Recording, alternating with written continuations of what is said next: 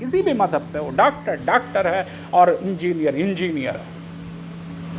اسی طریقے سے عالم دین ہیں۔ یاد رکھیں اسلام کے اندر برادری کی کوئی حیثیت اور وقت نہیں ہے۔ یہ جو ہمارے اندر برادریاں ہوا کرتی ہیں نا کہ فلانا نائی ہے اور وہ جو ڈھمکانا ہے وہ درزی ہے اور وہ جو ایک اور ہے وہ انصاری ہے، یہ جو برادریوں کی تقسیم ہے، یہ تمام کے تمام تقسیم کاموں کے اوپر ہے کہ نائی ذہن میں فوراً آ جاتا ہے کہ بال کاٹنے کا کام یا کھانا بنانے کا کام، یہ دو کام انجام دینے والے یہ نائی ہوا کرتے ہیں۔ جب معاملہ ہے درزی کا تو فوراً ایک دماغ میں بات آیا کرتی ہے کہ درزی کہتے ہیں کپڑا کاٹ کر سلنے والے کو، اور جب کہا جائے سقا تو فوراً سمجھ میں آتا ہے کہ یہ پانی پلانے والے کا کام ہے، یہ پانی پلاتا ہوگا یا اس کی نسل میں پہلے لوگ پانی پلایا کرتے ہوں گے۔ اگر نام آ جائے کسی جولاہے کا تو فوراً ذہن میں آیا کرتا ہے کہ اس کے خاندان کے اندر یا تو اب بھی یا پہلے زمانے میں کپڑے بننے کا کام ہوا کرتا ہوگا۔ یاد رکھیں یہ تقسیم اسلامی نہیں ہے، خالصتاً ہندوانہ تقسیم ہے۔ ہندوؤں نے 4 برادریاں بنائیں۔ ایک برادری تھی جس کو کہا گیا کہ یہ بھگوان کے سر سے پیدا ہوئے ہیں اور یہ برہمن ہیں، ان کو کسی کام کی ضرورت نہیں ہے، تمام کے تمام لوگ آئیں اور ان کو چڑھاوا چڑھائیں، ان کا کام بس یہ ہے کہ بھگوان جی کی پوجا کرنی ہے اور مندر کی سیوا کرنی، لوگ اپنی کمائی لا کر انہیں دیں اور بس یہ اپنے پیٹ بڑھانے پر لگے رہیں، یہ برہمن ہے۔ کوئی دوسری برادری کے اندر پیدا ہوا بچہ یہ کام انجام۔ نحمد اللہ العظیم ونصلی علی رسولہ الکریم، اما بعد۔ اللہ تبارک و تعالی نے اس دنیا کو پیدا کرنے کے بعد لوگوں کی ہدایت کے لیے برابر اپنے نبیوں کو اس دنیا کے اندر بھیجا، جو لوگوں کو اللہ تبارک و تعالیٰ کے احکامات بتایا کرتے تھے اور زندگی گزارنے کا مقصد بتایا کرتے تھے اور لوگوں کو یہ سمجھایا کرتے تھے اگر کوئی کام کرنے کا ہے تو اس کو کس طریقے سے کرنا چاہیے، اور کوئی کام جس کو اللہ تبارک و تعالیٰ نے چھوڑنے کو کہا ہے تو اس سے ہمیشہ بچ کر رہنا چاہیے۔ جب سے دنیا بنی، جب سے انسان اس دنیا کے اندر آیا، یہ سلسلہ کبھی نہیں ختم ہوا، یہ مستقل چلتا رہا۔ ایسا تو ہوا کہ ایک بستی کے اندر ایک وقت میں اللہ کا پیغام پہنچانے والے نبی بہت سے ہوئے، لیکن ایسا کہیں کبھی نہیں ہوا کہ کوئی بستی اللہ کا پیغام پہنچانے والوں سے خالی رہی ہو، حتیٰ کہ حضرت عیسیٰ علیہ الصلاۃ والتسلیم اس دنیا کے اندر آئے اور یہودیوں نے ان کے خلاف سازشیں کی، حتیٰ کہ قتل کرنے کی کوشش کی، لیکن اللہ تبارک و تعالیٰ نے حضرت عیسیٰ علیہ الصلاۃ والتسلیم کو آسمانوں پر اپنے پاس یوں ہی زندہ اٹھا لیا۔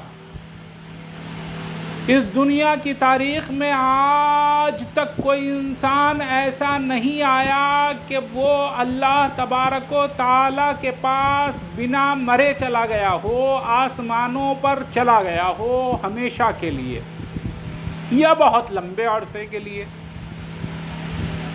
یوں تو اللہ کے حبیب محمد عربی صلی اللہ علیہ وآلہ وسلم معراج کے لیے جسمانی صورت کے اندر یوں ہی 7 آسمان کی سیر کر کے آئے ہیں، لیکن یہ اس ہی دور کی بات ہے، کچھ ہی لمحات کے اندر وہ تمام کا تمام کام اللہ تبارک و تعالی نے انجام دلوایا۔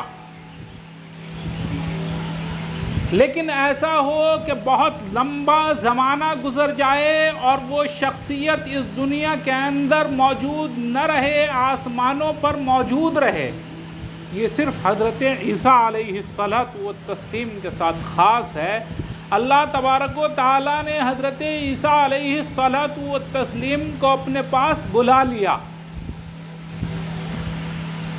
اس بلانے کے بعد 500-600 سال تک پھر اللہ تبارک و تعالیٰ نے پوری دنیا کے اندر کوئی نبی نہیں بھیجا۔ تمام کے تمام جتنے بھی لوگ تھے اللہ تبارک و تعالیٰ کی وحدانیت کو، اللہ کو ایک ماننے والے، اب ان کے پاس اللہ کا صحیح پیغام موجود نہیں رہا، حتیٰ کہ حضرت عیسیٰ علیہ السلام کے اوپر جو کتاب نازل ہوئی تھی، جسے ہم انجیل کے نام سے جانتے ہیں، اس کتاب کے اندر بھی حضرت عیسیٰ علیہ السلام کے ماننے والوں نے ہی اتنی زیادہ تبدیلیاں کر دیں کہ یہ فرق محسوس کرنا ناممکن ہو گیا، یہ معلوم کرنا بڑا مشکل کام ہو گیا کہ صحیح کیا ہے اور غلط کیا ہے، اللہ کی کتاب کون سی ہے، اور اللہ تبارک و تعالیٰ کی طرف کتاب کے اندر انسانوں نے جو گڑبڑ کی ہے، اپنی طرف سے باتیں شامل کی ہیں، وہ کون سی ہیں، اور کچھ باتیں اس میں سے کاٹ دی۔ تو پھر نبی اکرم محمد عربی صلی اللہ علیہ وآلہ وسلم کو اس دنیا کے اندر بھیجا گیا۔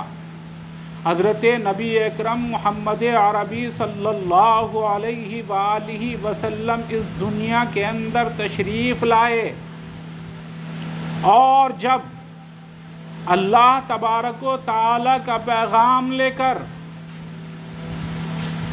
کھڑے ہوئے ہیں اور اعلان کیا ہے کہ تمام کے تمام لوگ ادھر آؤ، اکٹھا ہو جاؤ اور اکٹھا ہو کر ہماری بات سنو، ہم جو اعلان کرنا چاہتے ہیں اسے غور سے سنو۔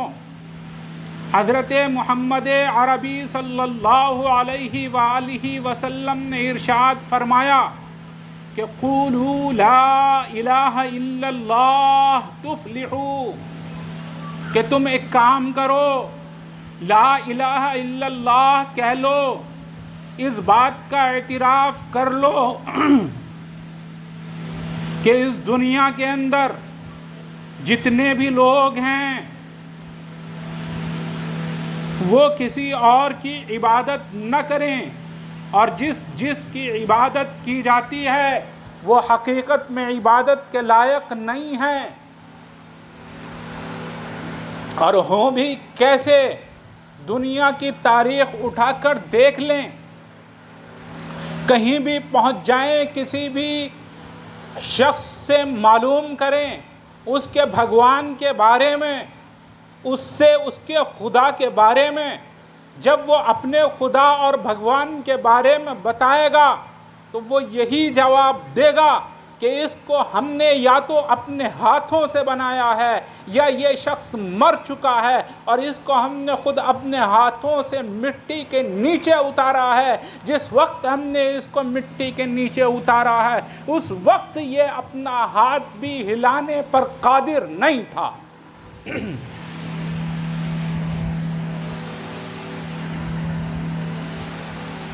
اور بعد میں پھر چاہے جتنے دعوے کیے جائیں، چنانچہ شیعوں نے دعویٰ کیا حضرت علی مرتضیٰ کے متعلق کہ حضرت علی رضی اللہ تعالیٰ عنہ اس دنیا کے سب سے طاقتور انسان ہیں، سب کچھ جاننے والے ہیں، جو چاہے کر سکتے ہیں. لیکن جب ان سے یہ سوال کیا جائے کہ ایک طرف تو تم حضرت علی رضی اللہ تعالیٰ عنہ کو اتنا طاقتور بتاتے ہو کہ اگر حضرت علی رضی اللہ تعالیٰ عنہ چاہیں تو ایک مکے میں زمین کے ٹکڑے ٹکڑے کر دیں، حضرت علی رضی اللہ تعالیٰ عنہ چاہیں تو چاند کو پھاڑ کر ٹکڑے ٹکڑوں میں تبدیل کر دیں. ایک طرف تو تم حضرت علی رضی اللہ تعالیٰ عنہ کو اتنا طاقتور مانتے ہو، ایک طرف تو حضرت علی رضی اللہ تعالیٰ عنہ کے بارے میں یہ جانتے ہو کہ حضرت علی رضی اللہ تعالیٰ عنہ کو قیامت تک کی ہر بات کا علم تھا، اور دوسری طرف یہ بھی مانتے ہو کہ حضرت علی رضی اللہ تعالیٰ عنہ کے اوپر نعوذ باللہ باقی صحابہ نے ظلم کیا. دوسری طرف یہ بھی مانتے ہو حضرت علی رضی اللہ تعالیٰ عنہ کی پیاری بیوی حضرت فاطمہ رضی اللہ تعالیٰ عنہ کے اوپر باقی صحابہ نے ظلم و ستم کے پہاڑ توڑے ہیں. تو اس کو کم از کم یہ تو بتا دو کہ ایسا ہوا کیسے کہ کمزور آدمی تو طاقتور کے اوپر ظلم کرتا رہے اور طاقتور اس کا کوئی جواب نہ دے. تو پھر ان کی زبانیں خاموش ہو جایا کرتی ہیں. اور یاد رکھیں جتنے بھی لوگ باطل اس دنیا کے اندر موجود ہیں، جتنے بھی شیطان کی پیروی کرنے والے ہیں، جتنے بھی شیطان کے نقش قدم پر چلنے والے ہیں، ان کا ہمیشہ ایک طریقہ ہوا کرتا ہے کہ وہ سب سے پہلے قافلے کے سالار کو، قافلے کا جو رہبر ہے اس کے اوپر الزام لگایا کرتے ہیں. قافلے کے رہبر کے اوپر طرح طرح کے الزام تراشیاں کیا کرتے ہیں تاکہ باقی لوگ قافلے کے رہبر سے بدظن ہو جائیں اور پھر باقی قافلے کے لوگوں کو جدھر چاہے بھٹکا کر انہیں لوٹ کھسوٹ لیا جائے. وہ کبھی بھی قافلے کے رہبر سے بات نہیں کرتے. وہ جانتے ہیں کہ قافلے کے رہبر کو بھٹکانا آسان نہیں ہے. وہ راستوں سے اچھی طرح واقف ہے.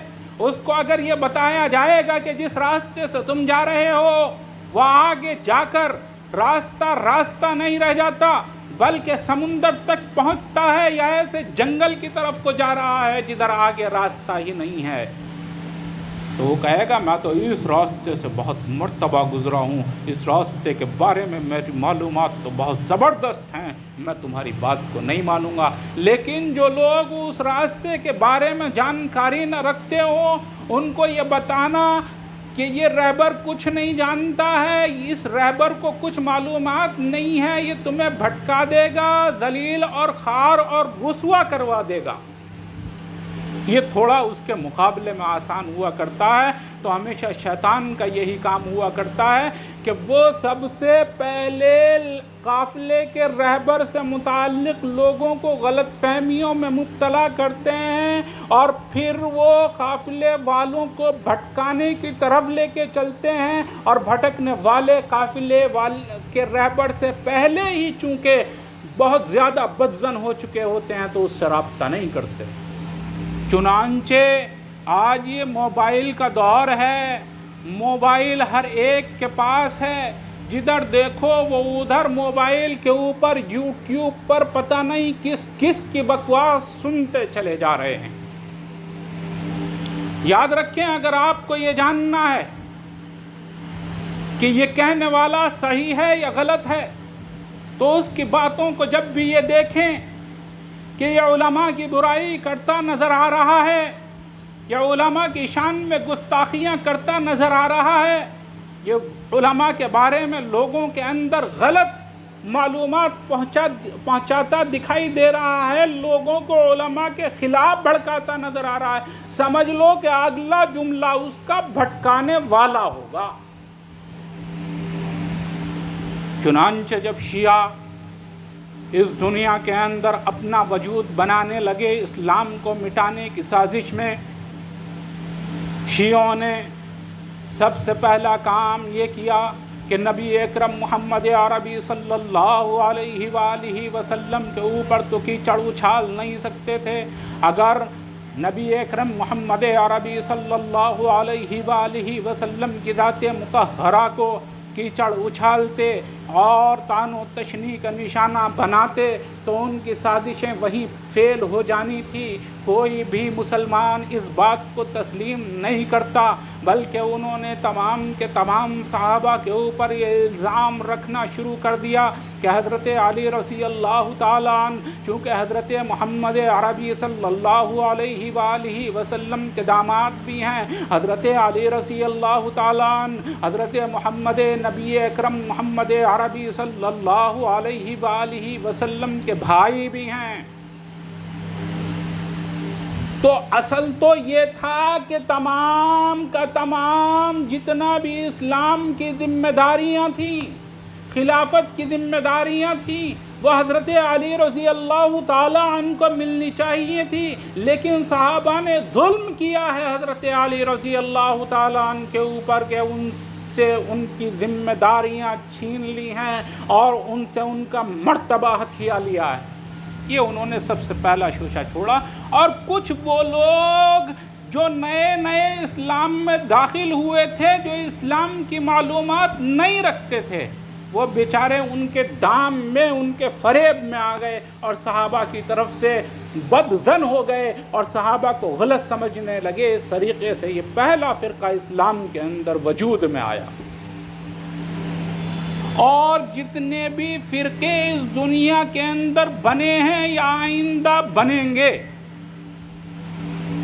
ان سب کی اصل جب بھی آپ نوٹ کریں گے تو یہی دکھائی دے گی کہ فرقہ جب بھی بنے گا تو وہ اصل لوگوں کے اوپر طرح طرح کے الزامات لگانے شروع کرے گا، امت کو ان حق والوں سے کاٹے گا، پھر اپنا جھوٹ پروسے گا، پھر اپنا دھوکہ پیش کرے گا اور لوگ اس کے دھوکے میں آئیں گے.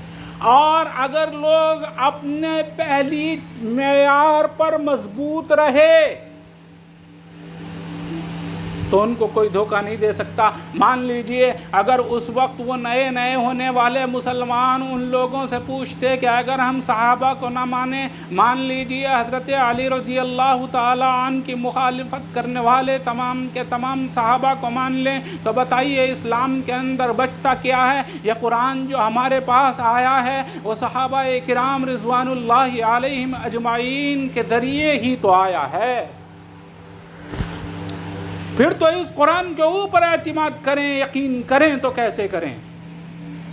تو ان کی وہی معاملہ ٹائیں فش ہو جانا تھا. لیکن مسئلہ یہ ہے کہ لوگوں کے اندر عقل اتنی نہیں ہوتی جتنا وہ اپنے آپ کو عقل مند سمجھتے ہیں. چنانچہ آج بھی ایسے ہی ہو رہا. آئے دن رپورٹیں آ رہی، آئے دن کی باتیں ہیں، اور اس میں صرف مرد ہی شامل نہیں ہیں، نوجوان بچیاں بھی خوب اس معاملے میں پھنس جایا کرتی ہیں. اور یاد رکھیں اس معاملے کے اندر جب ان کو جھوٹی جھوٹی باتیں پیش کی جاتی ہیں تو وہ دھوکے میں آیا کرتے ہیں اور اس دھوکے میں مبتلا ہو کر وہ یہ بات نہیں سمجھ پاتے ہیں کہ حق کیا ہے اور غلط کیا ہے. قرآن کی بہت ساری ایسی آیتیں غیر مسلموں نے ڈھونڈ کر جمع کر رکھی ہیں کہ جن کے دو مطلب نکلتے ہیں، جن سے ایک مطلب تو کچھ اور دکھائی دیتا ہے اور دوسرا مطلب کچھ اور دکھائی دیتا ہے. تو وہ مطلب لوگوں کو سمجھایا کرتے ہیں، یہ بتایا کرتے ہیں کہ دیکھو اسلام کے اندر یہ والی آیت ہے، قرآن کریم کے اندر یہ والی آیت ہے، اور مسلمانوں کو اس آیت کے اندر یہ حکم دیا جاتا ہے. کتنا نعوذ باللہ برا اسلام ہے. اور چونکہ علماء کے تعلق سے پہلے ہی ایک ذہن بنا دیا گیا، یہ بتا دیا گیا کہ علماء کتنے برے ہیں، انہیں اس طریقے کا ایک ذہن کے اندر یہ بات ڈال دی گئی کہ علماء جو بات بتاتے ہیں وہ غلط بتایا کرتے ہیں، وہ صحیح قرآن اور حدیث تمہیں نہیں سمجھا رہے، تو اپنے علماء سے بھی تحقیق کرنے کی ضرورت نہیں سمجھتے۔ لہذا ضروری اس موقع پر یہ ہے کہ یہ سمجھا جائے کہ یہ علماء ہیں کون۔ یاد رکھیں کہ کسی کو اگر بیماری کوئی بدن کے اندر پیدا ہو گئی، جسم کے اندر کسی بیماری نے جگہ بنا لی ہے، اور اس کے دماغ میں یہ بات ہو کہ میرا علاج کوئی ڈاکٹر نہیں کر سکتا، کیونکہ ڈاکٹر تو لوٹنے اور کھسوٹنے کے لیے بیٹھے ہوئے ہیں، کیونکہ ڈاکٹر کبھی بھی اپنی دکان چلانے کے لیے کبھی صحیح دوا نہیں دے گا، وہ ہمیشہ غلط ہی دوا دے گا، الجھا کر رکھے گا۔ تو پھر یاد رکھیں ایسے شخص کو کہیں بھی کبھی بھی آرام نہیں آ سکتا، کیونکہ وہ کبھی ڈاکٹر کے پاس جائے گا نہیں، اس کو صحیح دوا میسر آئے گی نہیں۔ جیسے یاد رکھیں کہ ڈاکٹر کوئی برادری نہیں ہے، جو بھی بچہ کسی بھی برادری کسی بھی مذہب سے تعلق رکھتا ہو، پڑھ لکھ کر بڑا ہوگا، اور پھر وہ میڈیکل لائن کے اندر اس نے علم حاصل کیا ہوگا، پھر وہ اپنی پریکٹس کرنے کے لیے بیٹھ جائے، وہی ڈاکٹر ہے۔ ایسا نہیں ہے کہ کسی ایک خاص برادری یا کسی ایک خاص مذہب کے اندر پیدا ہوا بچہ بڑا ہو کر ڈاکٹر بنے گا، واقعی کوئی ڈاکٹر کتنا ہی پڑھ لکھ لے ڈاکٹر نہیں بن سکتا، ایسا نہیں ہے۔ اسی طریقے سے انجینئر ہے، جنہیں گھر بنانے کا پل بنانے کا تجربہ ہوا کرتا ہے، علم ہوا کرتا ہے۔ اگر کوئی یہ سمجھنے لگے کہ انجینئر کسی برادری کا یا کسی مذہب سے تعلق رکھنے والوں کا نام ہے، تو یہ اس کی غلط فہمی ہے۔ کوئی بھی برادری کا کسی بھی مذہب کا تعلق رکھنے والا بچہ پڑھ لکھ کر انجینئر بن جائے تو وہ انجینئر ہے، اس سے کوئی بحث نہیں، اس کے بارے میں یہ کوئی معلومات نہیں کرتا کہ یہ ڈاکٹر کون سی برادری سے تعلق رکھتا ہے، یہ انجینئر کون سی برادری اور مذہب سے تعلق رکھتا ہے۔ کسی بھی مذہب سے وہ ڈاکٹر ہے اور انجینئر ہے۔ اسی طریقے سے عالم دین ہیں۔ یاد رکھیں اسلام کے اندر برادری کی کوئی حیثیت اور وقت نہیں ہے۔ یہ جو ہمارے اندر برادریاں ہوا کرتی ہیں نا کہ فلانا نائی ہے، اور وہ جو ڈھمکانا ہے وہ درزی ہے، اور وہ جو ایک اور ہے وہ انصاری ہے، یہ جو برادریوں کی تقسیم ہے، یہ تمام کے تمام تقسیم کاموں کے اوپر ہے کہ نائی ذہن میں فوراً آ جاتا ہے کہ بال کاٹنے کا کام یا کھانا بنانے کا کام، یہ دو کام انجام دینے والے یہ نائی ہوا کرتے ہیں۔ جب معاملہ ہے درزی کا تو فوراً ایک دماغ میں بات آیا کرتی ہے کہ درزی کہتے ہیں کپڑا کاٹ کر سلنے والے کو، اور جب کہا جائے سقا تو فوراً سمجھ میں آتا ہے کہ یہ پانی پلانے والے کا کام ہے، یہ پانی پلاتا ہوگا یا اس کی نسل میں پہلے لوگ پانی پلایا کرتے ہوں گے۔ اگر نام آ جائے کسی جولاہے کا تو فوراً ذہن میں آیا کرتا ہے کہ اس کے خاندان کے اندر یا تو اب بھی یا پہلے زمانے میں کپڑے بننے کا کام ہوا کرتا ہوگا۔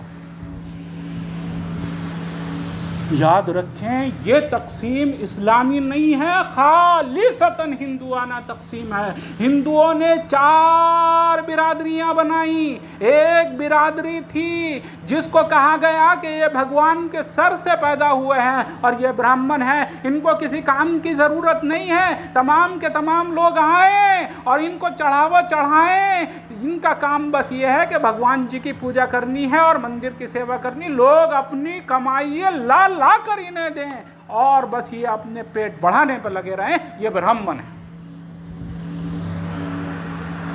کوئی دوسری برادری کے اندر پیدا ہوا بچہ یہ کام انجام نہیں دے سکتا۔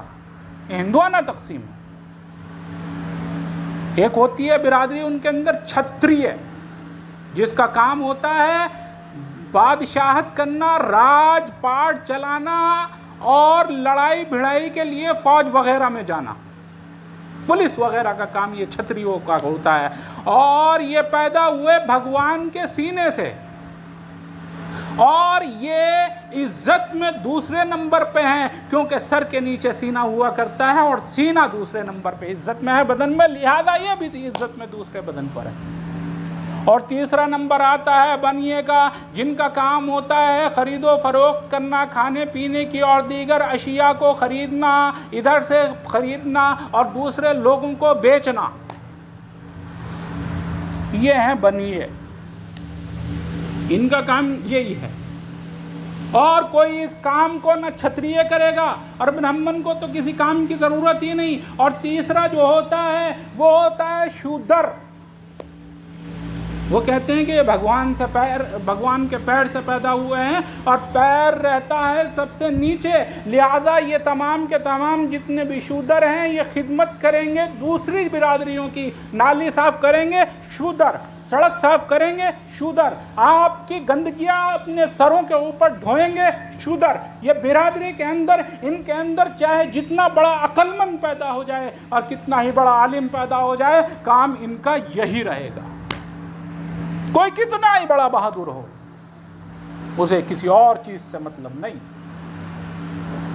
تو کاموں کے اعتبار سے برادریوں کی تقسیم یہ ہندوانہ ہے، ہندوؤں کی رسم و رواج کے تعلق سے، رسم و رواج سے تعلق رکھتی ہے، اسلام کا اس سے کوئی تعلق نہیں ہے۔ لہذا آپ جتنے بھی اسلام کی مسلمانوں کی برادریاں دیکھیں گے وہ صرف ہندوستان، پاکستان، بنگلہ دیش کے اندر دیکھیں گے۔ آپ عرب میں چلے جائیں، آپ مغربی ممالک میں، امریکہ، فرانس، جرمنی کے اندر چلے جائیں، آپ کہیں بھی چلے جائیں، برادریوں کے تعلق سے مسلمان بٹے ہوئے کہیں نہیں دکھائی دیں گے۔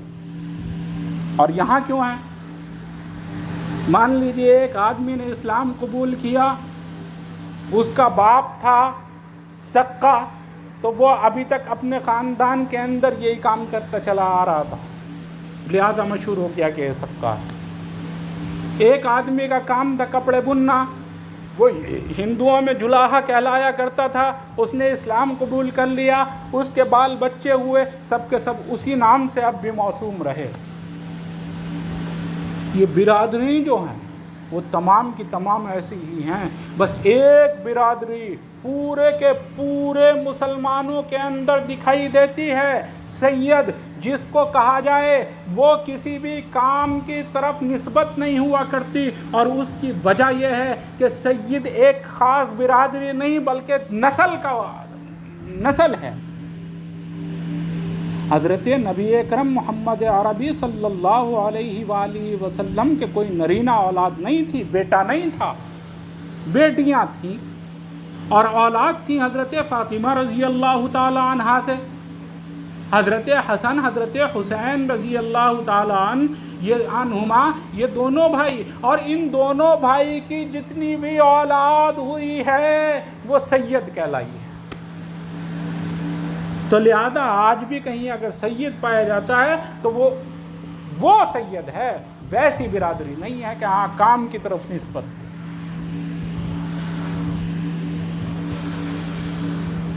باقی لوگ اپنے آپ کو چاہے قریشی کہلائیں چاہے انصاری کہلائیں، کوئی اس کے اندر اسلامی نظام نہیں ہے، یہ بلکہ اسلامی نظام کے خلاف یہ برادریوں کا نظام ہے۔ یاد رکھیں، اگر یہ برادریوں کا نظام ختم نہیں ہوتا تو آئندہ آنے والی نسلیں بھی اسی طریقے سے ہماری پریشان یوں ہی رہیں گی جس طریقے سے آج ہیں۔ چنانچہ شادی بیاہوں کے اندر سب سے پہلے یہ دیکھا جاتا ہے کہ بھئی یہ لڑکا جو ہے، یہ لڑکی جو ہے، یہ ہماری برادری کے اندر تعلق رکھتی ہے یا نہیں۔ اگر برادری سے ہے تو چاہے لڑکیوں کے اندر کتنی ہی خوبیاں ہوں، لڑکوں کے اندر کتنا ہی سب کچھ ٹیلنٹ وغیرہ ہو، اسے ہر طریقے سے پسند کر لیا جائے، لیکن صرف اس بنیاد پر ٹھکرا دیا جاتا ہے کہ وہ برادری سے تعلق نہیں رکھتا ہے، لہذا کتنی پریشانیاں ہوتی ہیں. لڑکیاں گھروں میں بیٹھی بیٹھی بوڑھیاں ہوتی چلی جا رہی ہیں جہیز کی رسم بد اور اس برادری کی لعنت کی وجہ.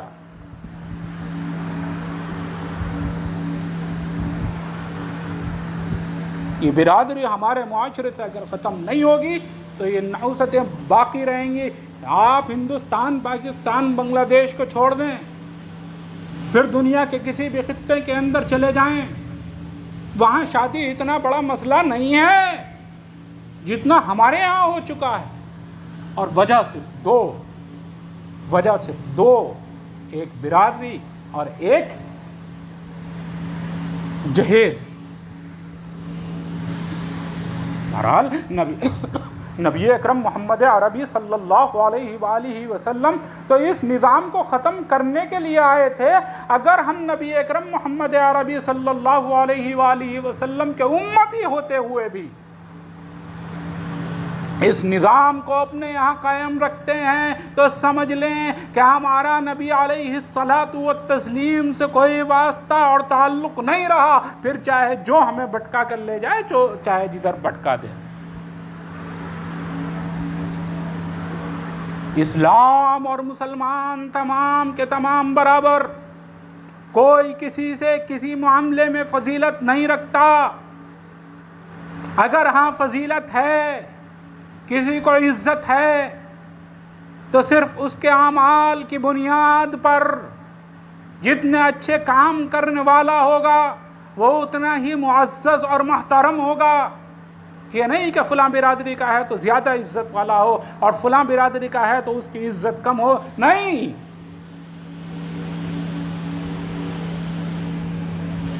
اور اس برادری کو مردوں نے تو کسی حد تک چھوڑا بھی ہے، مگر عورتیں اسے تو ایسے سینے سے لگائے بیٹھی ہیں کہ خدا نہ خواستہ اگر برادری چھوٹ گئی کہیں اسلام ہی نہ چھوٹ جائے. یاد رکھیں، اس برادری کو گلے سے لگانے کی وجہ سے اسلام چھوٹنے کا خطرہ ہے، اور نتیجہ یہ ہو رہا ہے.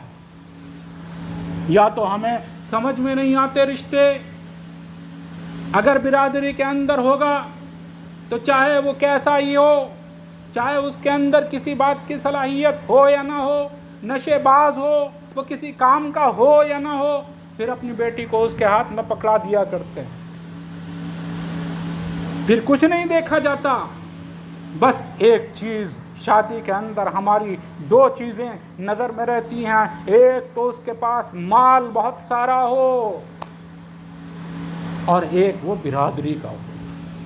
یاد رکھیں، جب وہ بیٹی آپ کی ایسی جگہ جائے گی تو کیا اس کی آپ نے پرورش کی ہوگی؟ اور اگر پرورش کچھ ہوئی بھی ہوگی تو ساری اس گھر میں جا کر برباد ہو جائے گی جہاں اسلام کا نام اور نشان نہیں دکھائی دیتا، جہاں وہ سب کچھ پیسے کو ہی سمجھتے ہیں، اسی کے غرور اور گھمنڈ میں رہتے ہیں. یاد رکھیں، جب بھی شادی کا نمبر آئے تو برادری بھی ایک طرف رکھیں، پیسہ بھی ایک طرف رکھیں. یہ بھی جانی چیز ہے. ہم نے تو ایسا بھی دیکھا ہے کہ بعض لوگ جنہیں کھانے پینے کے لالے تھے آج ان کے بچے کروڑ پتی ہیں. آج ہم نے تو ایسا بھی دیکھا ہے جو کل مزدوری کرتا ہوا تھا. یاد کرو، یامین ٹھیکیدار ہمارے ہی شہر کا رہنے والا ایک شخص جس نے یہیں سیفی پبلک اسکول بنایا تھا، کبھی مزدوری کیا کرتا تھا. اللہ کے نوازنے کی بات، اللہ نے اسے کروڑ پتی بنایا. اور بعض ہم نے ایسے بھی دیکھے ہیں جو بڑے بڑے کروڑ پتی کہلایا کرتے تھے، جن کی ٹانگ کبھی گاڑی سے نیچے نہیں اترتی تھی، جو کبھی اے سی سے باہر نہیں آیا کرتے تھے. اے سی کمرے سے نکلے ہیں تو اے سی کار کے اندر گھس گئے ہیں، اور اے سی کار سے نکلے ہیں تو اے سی دفتر کے اندر پہنچ گئے ہیں. جنہوں نے گرمی کا کبھی نام اور نشان نہیں سنا تھا، پھر ان کے پاس رہنے کو گھر بھی میسر نہیں رہا. یہ تو اللہ کی دی ہوئی دولت ہے، جس کو چاہے دیتا ہے اور جس سے چاہے چھین لیتا ہے. وَتُعِزُّ مَن تَشَاءُ وَتُذِلُّ مَن تَشَاءُ بِيَدِكَ الْخَيْرُ. تمام کی تمام یاد رکھیں، بھلائیاں اللہ نے اپنے ہاتھ میں رکھی ہیں. ان اللہ علی کل شیء قدیر. اللہ تبارک و تعالی ہر چیز پر قادر ہے. اس کے سوا کسی اور کے اندر اتنی طاقت نہیں ہے کہ وہ ہر کام کر سکے. یہ صرف اللہ ہی کی طاقت ہے. बहरहाल बात कहीं और निकल गई। मैं ये अर्ज करना चाह रहा था कि लोग जो शैतानी सिफत रखते हैं, जो दूसरे लोगों को बहकाने के लिए आया करते हैं, भटकाने के लिए आया करते हैं, वो सबसे पहले रहबर से बदज़न किया करते हैं, फिर दूसरे काम किया करते हैं। याद रखें, उलमाए किराम कोई बिरादरी नहीं है कि उन्हें बिरादरी के एतबार से बदज़न कर दी कहा जाए कि इन्होंने सारा मामला ख़राब कर रखा है। नहीं, आलिम उस शख्स को कहा जाता है जो किसी भी घर के अंदर पैदा हो, और घर तो दूर की बात है, इस्लामी और मुसलमानी घर तो होना दूर की बात है। अगर कोई शख्स किसी हिंदू घर के अंदर पैदा हो, या चाहे किसी चमार के घर के अंदर पैदा हो, या किसी भंगी के घर के अंदर पैदा हो, और फिर इस्लाम कबूल कर ले, इस्लाम कबूल करने के बाद अल्लाह के कुरान का इल्म हासिल कर ले, अल्लाह के नबी मोहम्मद अरबी सल्लल्लाहु अलैहि वालिहि वसल्लम की अहादीस का इल्म हासिल कर ले, वही आलिम। जिस तरीके से किसी सय्यद आलिम के पीछे नमाज हो सकती है और तमाम के तमाम मुसलमान एक सफ में खड़े होकर नमाज पढ़ेंगे, इसी तरीके से उस शख्स के ऊपर जिसके माँ बाप आज भी गैर मुस्लिम हैं, मुसलमान नहीं हुए, माँ बाप का इस्लाम से कोई ताल्लुक़ नहीं, और उनके बच्चे ने मुसलमान होकर कुरान करीम के इल्म को हासिल किया, अल्लाह के नबी मोहम्मद अरबी सल्लल्लाहु अलैहि वालिहि वसल्लम की अहादीस को समझा, वही आलिम बन गया, और उसके पीछे वैसे ही नमाज पढ़ी जाएगी, और तमाम के तमाम उलमाए किराम उसके अमाल की बुनियाद पर इसी तरीके से इज्जत करेंगे जैसे दूसरे उलमाए किराम की जाती है। ये कोई बिरादरी नहीं है। लिहाजा अगर कोई शख्स उलमाए किराम के खिलाफ बदज़बानी कर रहा है, अगर कोई शख्स चाहे वो यूट्यूब पर हो, चाहे अभी कुछ दिनों पहले की बात है कि एक औरत वो भागी फिर रही थी, कहती फिर रही थी कि भाई आलिमों ने कुछ बताया नहीं। एक मर्तबा हमारे महल्ले के अंदर भी पहुंच गई, एक घर के अंदर उसने बयान किया। मैंने उस घर वालों से रब्ता किया कि भाई मुझे भी बैठक में बैठने की जगह दी जाए ताकि छुप के इसकी बातें सुन सकूं पर्दे के साथ। मैंने उसकी बातें सुनी। उसने एक बात ये कही कई सारी बातों में कि भाई कुरान करीम पढ़ो, खुद उलमा की बातों के चक्कर में मत पढ़ो, ये उलमा तो उल्टी सीधी बातें तुम्हें बताया करते हैं, लिहाजा खुद कुरान करीम पढ़ो और समझो अल्लाह तुमसे क्या कहना चाहता है। और तुम कहोगी कि कुरान करीम हमें पढ़ना तो आता नहीं है, कैसे पढ़ें, हमारी समझ में नहीं आता, अरबी थोड़ा हमने सीखी है, कि भाई तर्जमे वाला कुरान पढ़ो।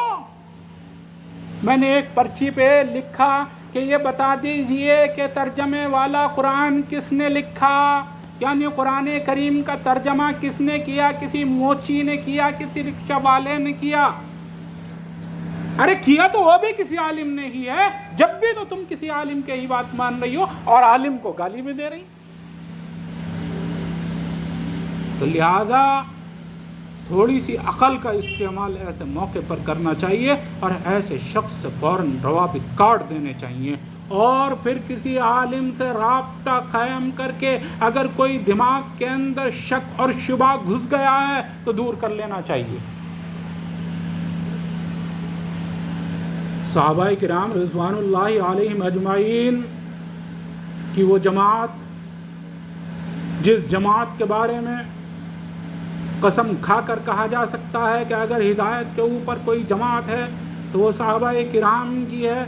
सहाबाए किराम को जब भी कोई मसला मालूम करना हुआ करता था تو یہ نہیں کہ اپنی دماغ اور اپنی عقل لڑایا کرتے تھے، سیدھے بھاگے بھاگے نبی اکرم محمد عربی صلی اللہ علیہ وآلہ وسلم کی خدمت میں پہنچ جایا کرتے تھے اور اپنا مسئلہ اللہ کے نبی علیہ الصلاۃ والتسلیم کی خدمت میں پیش کر دیا کرتے تھے، اور اللہ کے نبی علیہ الصلاۃ والتسلیم اس مسئلے کا جواب دیا کرتے تھے۔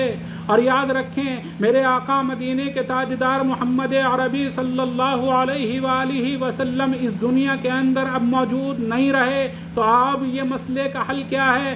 اللہ کے نبی علیہ الصلاۃ والتسلیم اس مسئلے کو 1400 سال پہلے حل کر کے چلے گئے، اور یوں فرمایا کہ دیکھو صحابہ، تم میں بہت سے صحابہ وہ بھی ہیں جو علم میں بہت زیادہ بڑے ہیں، اور کچھ صحابہ وہ بھی ہیں جن کے پاس معلومات کم ہیں، تو یاد رکھو انما ورثۃ الانبیاء، انما العلماء ورثۃ الانبیاء، کہ آج تو تم میرے پاس چلے آتے ہو، کل کو اگر تمہیں کوئی مسئلہ معلوم کرنا ہوا کرے تو علماء کے پاس جایا کرو، کیونکہ علماء کرام نبیوں کے وارث ہیں، اور الانبیاء لم یورثوا ولا دینارا، یہ نبی اپنی اولاد کے اوپر مال اور دولت چھوڑ کر نئی وراثت کے اندر جایا کرتے، بلکہ نبیوں کی وراثت تو ان کا علم ہے،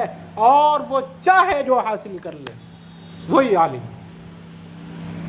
اگر کوئی عالموں کو گالی بکرا تو نبی اکرم محمد عربی صلی اللہ علیہ وآلہ وسلم کی اس حدیث کی مخالفت کر رہا ہے۔ اگر کوئی علماء کو برا بھلا کہہ رہا ہے تو سمجھ لو وہ قرآن کی شان میں گستاخی کر رہا ہے، قرآن کا انکار کر رہا ہے،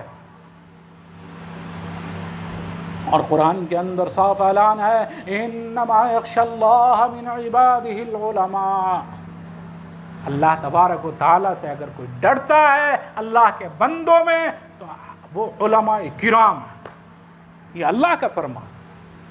اور جو علماء کرام کے بارے میں شکوک و شبہات پیدا کرے تو سمجھ لو وہ آپ کو اس آیت سے کاٹنے کی کوشش کر رہا ہے، قرآن سے دور کرنے کی کوشش کر رہا ہے۔ ہاں، اگر کوئی آپ کو اس بات کی ترغیب دلائے کہ بھائی تم خود قرآن کریم کا علم حاصل کرو، تم خود اللہ کے نبی علیہ الصلاۃ والتسلیم کی احادیث کو حاصل کرو، تو یہ بہت اچھی بات ہے۔ اور ظاہر سی بات ہے کوئی آدمی 2-4 کتابیں پڑھ کر ڈاکٹری کرنے بیٹھ جائے، ایسا ہو نہیں سکتا۔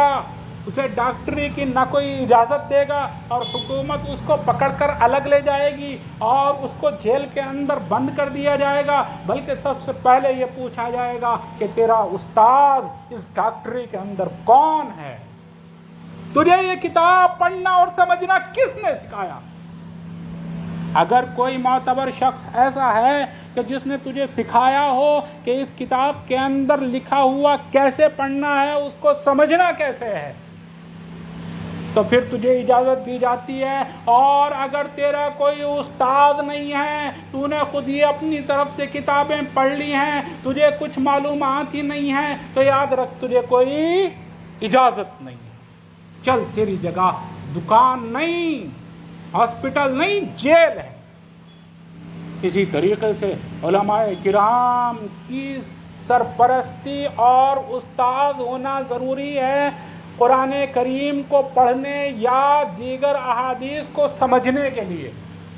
علماء کرام کی نگرانی میں اگر کوئی شخص عالم بن کر تیار ہوتا ہے تو اس کی ذہنی اور فکری صلاحیتیں صحیح ہوں گی، اور جس کا کوئی استاد نہیں ہوا کرتا ہے، یاد رکھیں اس کا کوئی عمل معقول نہیں ہوا کرتا ہے۔ دنیا کے اندر کوئی شخص ایسا نہیں ہے، کوئی کام ایسا نہیں ہے جو بغیر استاد کے ہوتا ہو۔ پھر یہ قرآن کریم اتنا سستا کیسے ہو گیا کہ بغیر استاد کے سمجھنے کے لیے ہم آ جائیں، اور بغیر استاد سے پڑھے ہم دعویٰ کریں کہ بڑے بڑے عالم ہماری ٹکر کا قرآن نہیں سمجھ سکے جو ہم نے سمجھا۔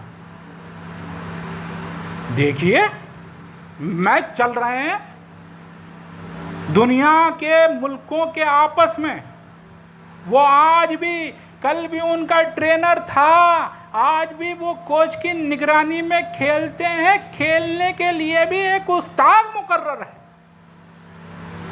آپ نے پڑھنا اتنا آسان سمجھ لیا، دین اتنا آسان سمجھ لیا، اتنا یوں سمجھ لیا کہ اسے جو ہے حلوہ ہے کوئی بھی کھا لے۔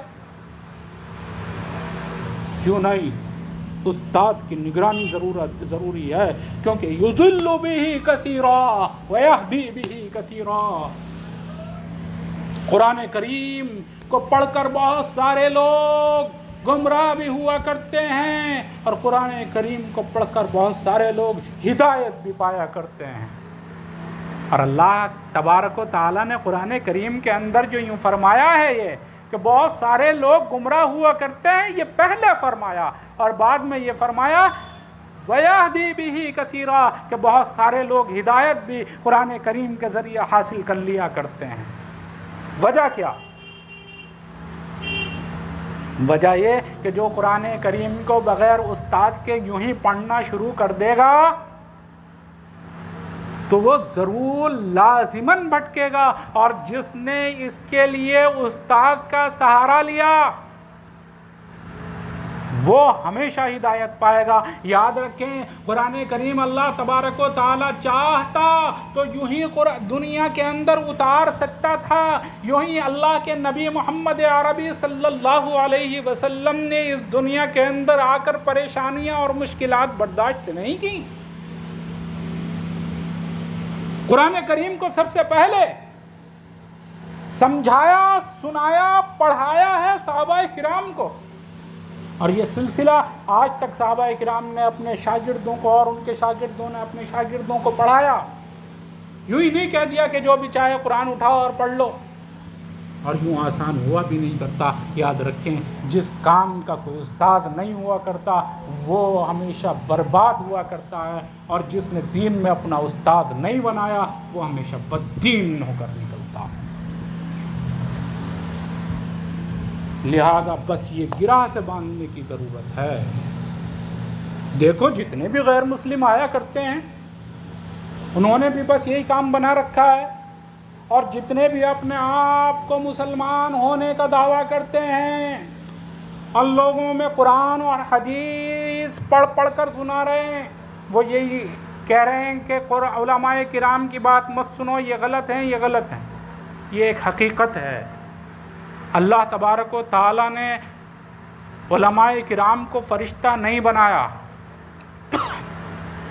جس طریقے سے تمام کے تمام انسان ہیں اسی طریقے سے علماء کرام ہیں، غلطی ان سے بھی ہو سکتی ہے، گناہ ان سے بھی ہو سکتا ہے۔ یہ الگ بات ہے کہ دوسرے لوگوں کے مقابلے میں گناہوں کا اگر مقابلہ کیا جائے، تقابل کیا جائے تو گناہگار کم علماء کرام ہوں گے۔ اور دوسری بات یہ ہے کہ آپ کو کیا پتا کہ جس گناہ کے اوپر، جس برائی کے اوپر آپ علماء کرام سے بدظن ہو رہے ہیں، اس عالم نے اس گناہ سے توبہ کر لی ہو، اور توبہ کرنے والا اللہ تبارک و تعالیٰ کے یہاں ایسا ہوا کرتا ہے جیسے اس نے کوئی گناہ کیا ہی نہ ہو۔ لہذا کسی گناہ کو دیکھ کر، کسی برائی کو دیکھ کر تمام کے تمام علماء کرام سے بدظن ہو جانا یہ سب سے بڑی غلطی ہے۔ یہ الگ بات ہے کہ کچھ علماء کرام کچھ علماء کرام حق والے بھی ہوا کرتے ہیں اور کچھ علماء سو بھی ہوا کرتے ہیں، یعنی برائی ان کی طبیعت کے اندر شامل ہوا کرتی ہے، وہ برائی چھوڑنے کو تیار نہیں ہوا کرتے۔ ایسے علماء سے بچ جائیں جن کی برائی آپ کو سامنے صاف دکھائی دے رہی ہے اور وہ برائی چھوڑنے کے لیے تیار نہیں ہیں، ان سے بچ کے رہ لیں۔ اور اچھے علماء کرام ہیں جو حق کی دعوت دے رہے ہیں، حق پر چل رہے ہیں، ان سے بدظن ہونے کی ضرورت نہیں ہے۔ یہ نہیں کہ سب کو ایک خانے میں فٹ کر دیا جائے۔ بہرحال اللہ تبارک و تعالی ہمیں سمجھ کی اور صحیح سمجھ کی توفیق عطا فرمائے۔ اللہ تبارک و تعالی ہمیں اپنے دین پر چلنا آسان فرما دے، ہمارے لیے اسلام پر چلنا آسان بنا دے، اور برے لوگوں سے ہماری حفاظت فرمائے. اللہ تبارک و تعالی ہمارے لیے اچھے لوگوں کو ہم سے ملنا آسان فرما دے. وما علینا الا البلاغ.